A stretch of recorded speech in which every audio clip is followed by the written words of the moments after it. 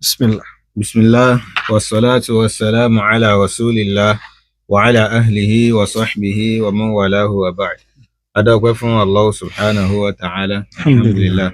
Atọrọ ìkẹ́ àti ìgẹ̀ fún aṣáájú ẹ̀dá Ànábì wa Muhammad sallallahu alayhi wa sallam àti àwọn ará ilé rẹ̀ àtàwọn sàhábà rẹ̀ àti gbogbo àwọn tá ń gbìyànjú náà lójú ọ̀nà Ànábì sallallahu alayhi wa sallam tí dẹjọ́ gbọdọ̀ alkiyama. A kí àwọn àfáà wa, àwọn ìmáàmù wa, àwọn sheikh wa tó ń bá a sọ̀rọ̀ látàárọ̀. Al-Imam Nasiruddin abẹ́lọ́wọ̀n ọba àlékiọlá kó bá wa ṣe àlékún dáadáa fún wa. Bẹ́ẹ̀ náà la kí àwọn barista wa Ustaz Ibn Abdullah Sudais Al-Ilory abẹ́lọ́wọ̀n ọba àlékiọlá kó bá wa ṣe àlékún dáadáa fún wọn náà. A kí gbogbo àwọn táwọn ń gbọ́ wa nínú ilé pẹ̀lú gbólóhùn assalamu alaikum wa rahmatullahi wa barakatuh. Wa alaikum assalam wa rahmatullahi wa barakatuh. A dá ọpẹ́ fún Ọlọ́run ọba tó ṣe é nírọ̀rùn fún wa láti gba àwẹ̀ Ramadan láyọ̀ àti ní àlàáfíà. Àbí Allah subhanahu wa ta'ala ọ̀pọ̀lọpọ̀ àwẹ̀ Ramadan kó wọ́n ṣàjẹ́ ká gbà láàyè. Ká gbà láàyè wa. So à ń fi eléyìí náà a fi ń ṣe ìrántí fún wa pé lẹ́yìn ìgbà táwọn ìbá lọ tán gbogbo àwọn iṣẹ́ dáadáa tá à ń ṣe ní Ramadan ká má fi ilẹ̀. Ìrun tá à ń kí ní àsìkò rẹ̀ ni ká má pa mọ́sálásí tì. Kùránì tá à ń kà ká má dà padà sórí ṣẹ́ẹ̀fù wa tí ó tún wá mú kú kó tó dọdún tí ń bọ̀ nù. Bẹ́ẹ̀ náà làwa tá ti pa orin. Àti àwọ̀ tí fi ń kírun yóò fi kalẹ̀ òun àtàwọ̀ padà mọ́ wá jà nígbà táwọn ẹ̀ bá dé ọmọ wa náà kò ní náà. Àwa tí a ti fi àwọn nǹkan tí ò dálẹ̀ nítorí àwẹ̀ ẹlòmíì ìgbà táwẹ̀ dé báyìí gbogbo orin tí ń bẹ lórí fóònù rẹ̀ ó dìlítì ẹ̀. Ó wá fi Kùránì sí. Àmọ́ ní kété tí wọ́n ti sọ pé ọdún ń bẹ lọ́la báyìí ó tún dìlítì Kùránì wọn padà ó tún gba orin padà. Ẹ má jẹ́ ká ṣe léyìí. Ẹlòmíì tẹ́tẹ́ ló fi ilẹ̀ nítorí àwẹ̀ ó tún ti padà sídìí ẹ̀ báyìí. Ẹlòmíì zina ló fi ilẹ̀ nítorí àwẹ̀ lára nǹkan tá à ń tìrìtì náà nù. Nínú àwẹ̀ arábìnrin kan jáde òun tiẹ̀ kì í ṣe mùsùlùmí. Ó wá ṣe fídíò ó wá ní ó dà pé gbogbo àwọn ọkùnrin tán wà lẹ́kọ̀ọ́ yìí mùsùlùmí ni wọ́n fà. Pé bísínẹ́sì àwọn dá látìgbà táwẹ̀ ti bẹ̀rẹ̀ ni. Ó wá wí gbólóhùn kan wá ní àwọn ó sì ṣe kísà fún wọn tán bá dé lẹ́yìn àwẹ̀. Ẹ gbogbo ọ̀rọ̀ wa ní àwọn ó sì ṣe kísà fún wọn tán bá dé lẹ́yìn àwẹ̀. Tó túmọ̀ sí pé kó máa pé ẹ pa wọ́n lẹ̀ ẹ patronize àwọn nú àwẹ̀. Àwọn sì máa pé ẹ máa ń wá lọ́jọ́ lásán ẹ fẹ́ dé àwọn ó ṣe kísà fún yín. Kí wọ́n bóòdì lórí aburú bẹ́ẹ̀. Lórí aburú bẹ́ẹ̀. So àwa tá a ti bọ́lọ́run dá mọ́ jẹ̀ mú pé àwẹ̀ yìí tọ́lọ́run la fẹ́ lò fún. Kìí ṣe inú àwẹ̀ nìkan Ọlọ́run bá lè kẹ́lá máa ń pín oore. Bọ́lọ́run ṣe ń pín oore nínú àwẹ̀ bẹ́ẹ̀ náà ní ń pín lọ́jọ́ lásán ká má padà sí díẹ̀ ẹ̀ṣẹ̀ nígbà táwọn ìbá lọ tán. Bẹ́ẹ̀ náà làwọn ọmọ ìyá wa lóbìnrin nínú àwẹ̀ gbogbo èèyàn ló di ìjábíàn sista. Kálukú kan wọ ìjáàbù lọ́tún ló sì rí. Kálukú lọ rán ìjáàbù. Ẹ̀rù ń bà àwọn àfáà kan láti sọ pé àwọn fẹ́ báwọn èèyàn sọ wá fẹ́ra wa tó ń bọ̀ bóyá kọmọ àlọ mú ìjáàbù yìí ṣé bí ṣe wù ọlọ́jọ́ lásán náà nù àbí bẹ́ẹ̀ kọ́. Sàwa tá a para wa mọ́ fọ́lọ́wọ́n ọba nínú àwẹ̀. Ẹ já para mọ́ fọ́lọ́wọ́n ọba lọ́jọ́ lásán náà bó o ṣe lò jáàbù tó dùn rí tó dùn wò nínú àwẹ̀ nì. Continue bẹ́ẹ̀. Ó lọ bẹ́ẹ̀ náà. A máa ń sọ pé àwẹ̀ kan ní máa ń jẹ́ game changer fún yàn. Ó lè jẹ́ pé bó ṣe bẹ̀rẹ̀ rẹ̀ ń wọ́n pé after Ramadan. Ìgbésí ayé yẹn parí torí tí ó dùn náà ni pé kọ́lọ́n kò sẹ́ni tó lè fọ́ rẹ̀ sọ ìyanu wa kó wọn ó dáwẹ̀ ọdún tí ń bọ̀. Tọ́lọ́run bá wa mú ọ lórí pé orí ìjọsìn Ọlọ́run ọba ló wà fún tọ́lọ́run mú ọ lọ bẹ́ẹ̀ oríire ni. Àmọ́ tó bá padà sí di ẹ̀ṣẹ̀ tọ́lọ́run wa mú ọ lọ lórí ẹ̀ṣẹ̀ á mọ̀ páyà fún wẹ níbẹ̀ níwájú Ọlọ́run ọba àlékiọlá ní kọ́lọ́n kó ń ṣàṣàánú wa. Bàbá ń bá rí rẹ̀ ní pé lẹ́yìn àwẹ̀ tá a gbà tán yìí náà àwẹ̀ mẹ́fà kan tó ń bẹ táwọn àfáà wa máa ń sọ̀rọ̀ rẹ̀ fún wa sítú Ṣawwal. Ẹni tó bá ti bẹ̀rẹ̀ láti ijọ́ kejì ọdún yóò ti parí báyìí. Ẹni tó bá bẹ̀rẹ̀ níjọ́ kẹta ọdún òun náà ti parí ní ọjọ́ òní báyìí. Àwa tá a bá ti gbà tá a bá ti bẹ̀rẹ̀ ká gbìyànjú ká bẹ̀rẹ̀. Nabi sallallahu alaihi wasallam sọ pé man sama Ramadan thumma atba'ahu sittan min Shawwal kana ka siyami dahr. Ànábì ẹni tó bá gbà Ramadan nìkan tó wá fi àwẹ̀ mẹ́fà tẹ̀lé nínú oṣù Shawwal. Ànábì ni ó dà gẹ́gẹ́ bíi pé ó fi gbogbo ìṣẹ̀mí rẹ̀ gbàwẹ̀ ni. Àwọn kan náà àfáà ni ó dà gẹ́gẹ́ bíi pé ó fi odidi ọdún kan gbáko ó fi gbàwẹ̀.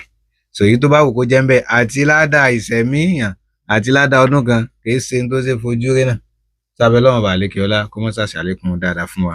Eléyìí kó máa jẹ́ general admonition fún gbogbo wa. So ní ìtẹ̀síwájú pẹ̀lú tí a ń bá lọ nínú ìwé Garment of Compassion táwọn barista àtàkọ́ a ti ṣàlàyé tẹ́lẹ̀ sẹ́yìn pé a fẹ́ fi any page kalẹ̀ nínú ìwé yìí láì kà fúnra wa. A ti wá ń ka àwọn reviews táwọn àfáà tí wọ́n ti sọ láwọn tí wọ́n yẹ ìwé náà wò àti wá kà tán. Àwọn review tá a ti kà lọ sẹ́yìn àwọn review tó jẹ́ ká sọ pé major reviews òun làwọn yẹn. Àwọn review tá a nílẹ̀ báyìí tá a sì tún kà ó pọ̀ tó 10 tí ó bá jù bẹ́ẹ̀ lọ.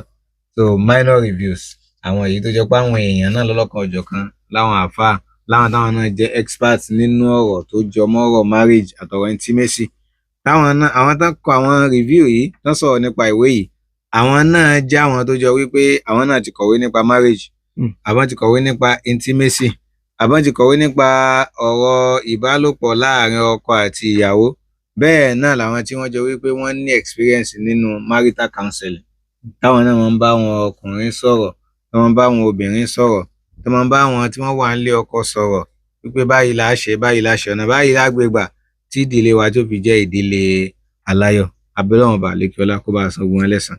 ẹni àkọ́kọ́ tí review rẹ̀ kọ́kọ́ wá síwájú òun náà ni ọmọ ìyá wa Habib Akande àwọn ni wọ́n kọ ìwé tó gbajúmọ̀ ní A Taste of Honey àti Kunyaza àwọn náà máa ń sọ̀rọ̀ dáadáa lórí social media bẹ́ẹ̀ náà máa ń kọ nǹkan dáadáa lórí social media nípa ọ̀rọ̀ ìbálòpọ̀ àti ọ̀rọ̀ tó jọmọ́ ọ̀rọ̀ marriage so ní ojúpọ̀nà pé báwo ni Islam ṣe wò àti pé kí ni ń ṣẹlẹ̀ lágbàáyé náà nínú àwọn àlámọ̀rí bá ní. Habib tiẹ̀ jókòó tì ní.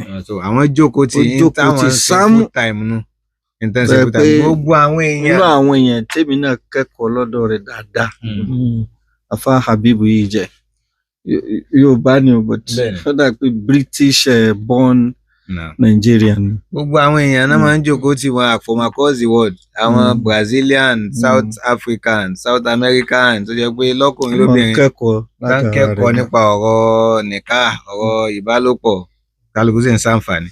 so àwọn náà sọ̀rọ̀ nípa ìwé Garment of Compassion yìí wípé guide ni ìtọ́sọ́nà ló jẹ́ fún ẹni tó bá jẹ́ wípé ó fẹ́ gbádùn ìbálòpọ̀ lọ́kùnrin àti lóbìnrin lọ́nà tí Islam tó fi lélẹ̀ fún wa.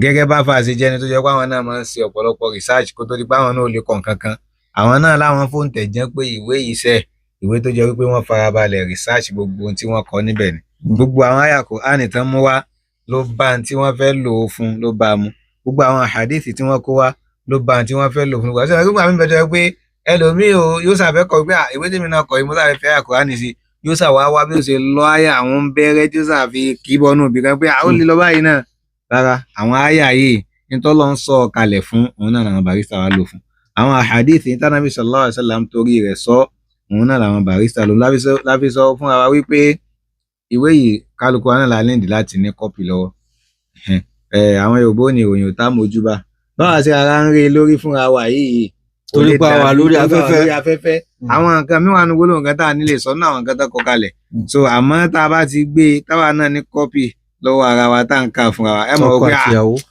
àfáàyè gan tó ń fi nǹkan pamọ́ fún wa tí wọn ò sọ lórí ìdérí ẹ̀fẹ̀ òun jàre so eléyìí òun ni àkọ́kọ́ ń bẹ bẹ́ẹ̀ náà ẹlẹ́ẹ̀kejì òun ni títí àwọn dókítà wa Dr. Khadija Tijani àwọn náà jẹ́ ọ̀kan náà àwọn màmá wa àwọn màmá dáadáa kọ́lọ́n kó bá a ṣàlékún dáadáa fún wọn táwọn náà máa ń sọ̀rọ̀ ẹni tó bá ń fọ́lọ̀ lórí social media a máa rí wípé wọ́n máa ń sá àwọn àlùmọ̀ láǹfààní gan pẹ̀lú ọ̀rọ̀ lákọ̀ọ́kọ́ lórí medicine lórí doctor ni wọ́n by profession wọ́n máa ń sensitize àwọn obìnrin wa bẹ́ẹ̀ náà làwọn ọkùnrin náà nípa ètò ìlera bẹ́ẹ̀ náà làwọn náà ti kọ àwọn ìwé lọ́pọ̀lọpọ̀ nípa pàtàkì jùlọ fáwọn obìnrin ó sọ mọ̀dà wọ́n kọ̀wé nípa pétọ̀ ẹni tó bá fẹ́ àwọn obìnrin tí wọ́n ṣẹ̀ṣẹ̀ bímọ àbáwọn tí wọ́n ti bímọ tẹ́lẹ̀ tán sì ń bímọ lọ́wọ́ bó ni wọ́n ṣe lè ṣètọ́jú ara wọn bó lè wọ́n ṣe fún ọmọ lọ́yàn àwọn oúnjẹ wo lọ́mọ ó jẹ tí ó ṣàǹfààní fọ́mọ tí ò ní dá rẹ̀ sí lára báwo ni ìyá ọmọ ó ṣe tọ́jú ọmọ bó ni ìyá ọmọ ó ṣe tọ́jú ara rẹ̀ náà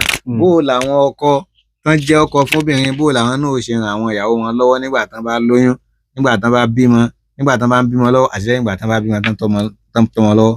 nǹkan tiẹ̀ wà tó ṣẹ̀ṣẹ̀ tún gbé jáde báyìí 41 journaling prompts for Muslim pregnant woman. ìwé yẹn ó ga púpọ̀. ó yà pé mo rí printing rẹ̀ jẹ́ upload bẹ́ẹ̀ ni Asudesi publications náà ló gbé jáde. Mashallah. so àwọn náà ń ṣe àwọn èèyàn láǹfààní gan so àwọn náà tún wá àwọn náà tún take time wọn láti kàwé. ní dákọ Dear Damsel. bẹ́ẹ̀ ni wọ́n tún kọ̀wé kan tán pè ní Dear Damsel.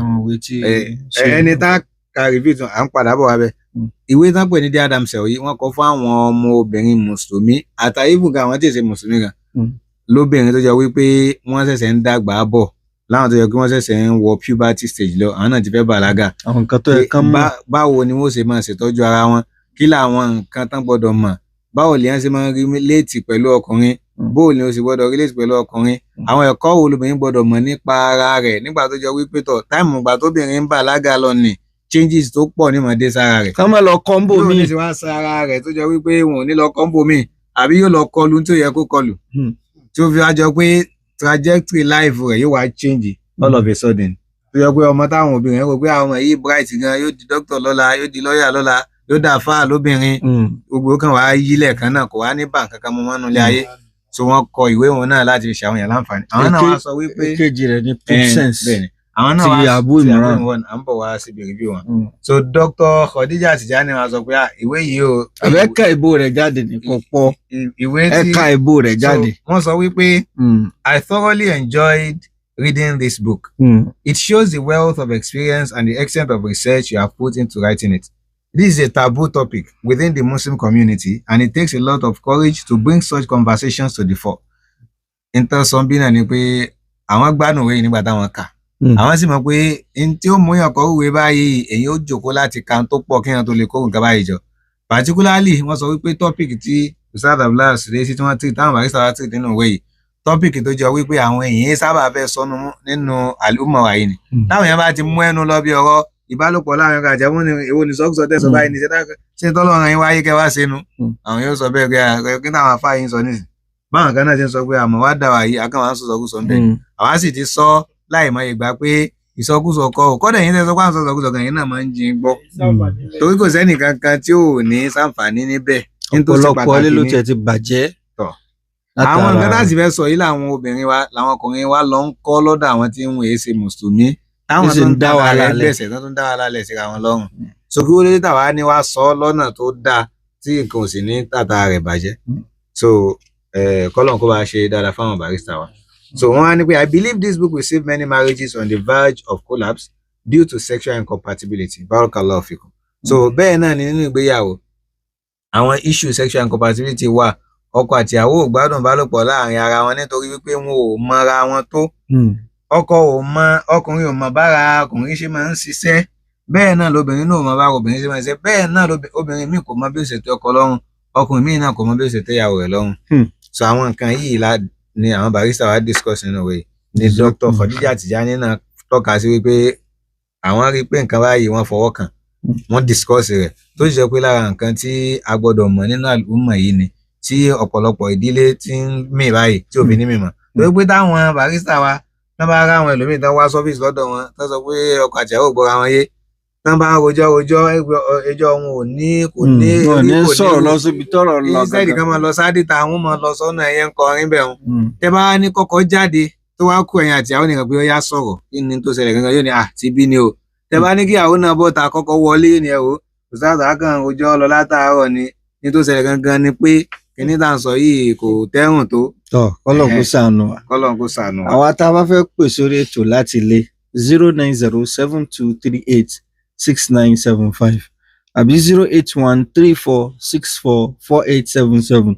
ọ̀rọ̀ tá a ti sọ lónìí ó pọ̀ látòrí ọ̀rọ̀ tí àwọn sheikh wa Sheikh Nasiruddin Ibrahim Akalambi wọ́n ti bá wa sọ lórí communication láàrin ọkọ àti ìyàwó ká tó wá bọ́ sórí discussion lórí garment of compassion. So kọ́lọ́n kó ṣàánú wa.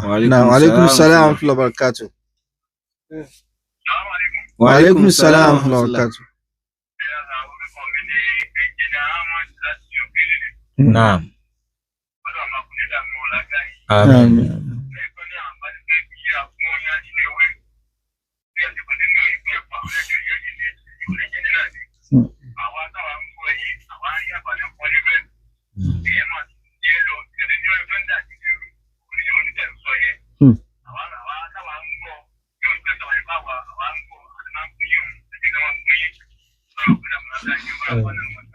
Àmín. Jazakallah khair. Ẹ ṣeun. 09072386975. Naam. So èyí tó jẹ́ ẹlẹ́kẹta. Naam. Salaam alaikum. Naam. Gbogbo ọmọ ìpínlẹ̀ Kwara lápapọ̀. Yeah.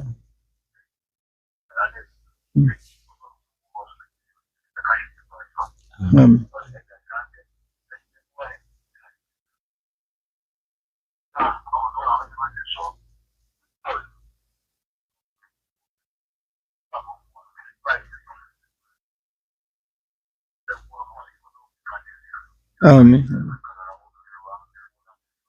Mm. Mm. Um. Jazakumullah khairan. So gbogbo ẹ̀ náà ni à ń gbọ́ yìí pé